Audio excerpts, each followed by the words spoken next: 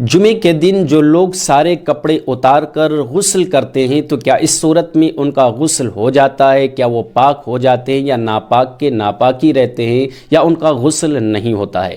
اسی مسئلے پر دوستوں بات کرنے والے ہیں۔ ویڈیو آخر تک پورا ضرور دیکھیے گا۔ ثواب کی نیت سے اگر آپ میرے چینل کو سبسکرائب نہیں کیا ہے تو سبسکرائب کر لیں۔ فیس بک پیج پر ویڈیو دیکھ رہے ہیں تو شیئر کر دیں، فالو کر لیں، لائک کر دیں اور پیارا سا کوئی بھی کمنٹ کر دیں۔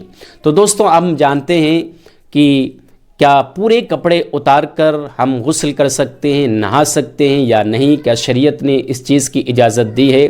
تو سب سے پہلے دوستوں آپ یہ جان لیں کہ بہتر طریقہ، افضل طریقہ یہی ہے کہ آپ جب بھی غسل کے لیے جائیں، جب بھی نہانے کے لیے جائیں، سارے کپڑوں کو اتار کر ہی نہائیں۔ اگر کوئی بند جگہ ہے، باتھ روم ہے، غسل خانہ ہے جہاں آپ کو کوئی دیکھ نہیں سکتا، کسی کی نظر نہیں پڑ سکتی ہے، تو اگر آپ وہ بند جگہ میں کسی بند جگہ پہ آپ نہا رہے ہیں تو پورے کپڑے اتار کر نہا سکتے ہیں۔ اس سے فائدہ کیا ہوگا؟ اس سے فائدہ دوستوں یہ ہوگا کہ جب آپ نہائیں گے سارے کپڑے اتار کر، اگر آپ کے کپڑے پر کوئی بھی نجاست ہوگی، کوئی بھی گندگی ہوگی، لیٹرین یا منی یا احتلام کی کوئی بھی ایسی چیز پائی جا رہی ہے جو ناپاکی آپ کے کپڑے میں لگی ہوئی ہے، پینٹ میں لگی ہوئی ہے یا شلوار میں یا جمپل میں یا شرٹ میں یا بنیانی میں یا انڈر ویئر میں لگی ہوئی ہے، تو آپ جب اسے اتار دیں گے اور برہنہ ہو کر پورے کپڑے اتار کر نہائیں گے تو اس سے آپ کی وہ نجاست بھی بالکل ختم ہو جائے گی۔ آپ اپنے شریر کو اچھی طریقے سے صاف کر سکتے ہیں، اس نجاست کو اچھی طریقے سے ہٹا سکتے ہیں۔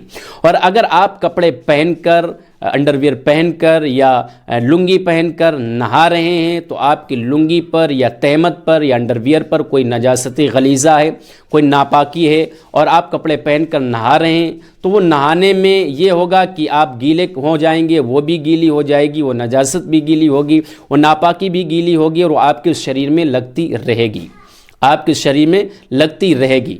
تو بہتر اور افضل طریقہ یہی ہے کہ جس کپڑے پر نجاست لگی ہو، انڈر ویئر میں لگی ہو، پینٹ میں لگی ہو، شلوار میں لگی ہو، جمپل میں لگی ہو، بنیان میں لگی ہو، تو اس کپڑے کو اتار دیں، اس کپڑے کو اتار کر برہنہ ہو کر نہائیں تاکہ آپ اچھی طریقے سے پاکی حاصل کر سکیں، اچھی طریقے سے پاک ہو سکیں۔ اگر آپ برہنہ ہو کر نہانا چاہتے ہیں تو اچھا طریقہ ہے، افضل طریقہ ہے، آپ نہا سکتے ہیں۔ اس سے آپ کی غسل پر کوئی فرق نہیں پڑے گا، اس سے آپ کی غسل پر کوئی فرق نہیں پڑے گا۔ فرق اس وقت پڑے گا جب آپ غسل کے 3 فرض ادا نہیں کرو گے۔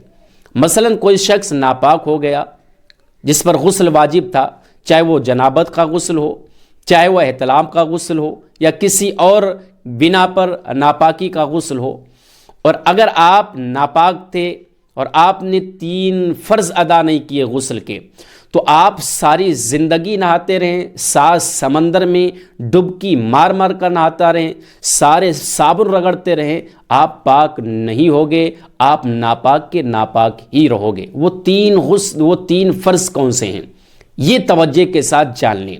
وہ 3 فرض یہ ہیں، نمبر 1 پر آتا ہے کلی کرنا، نمبر 2 پر آتا ہے ناک میں پانی چڑھانا، اور نمبر 3 پر آتا ہے سارے بدن پر پانی بہا لینا۔ ایک بال کے برابر بھی جگہ خشک نہ رہے، ایک بال کے برابر بھی جگہ سوکھی نہ رہے۔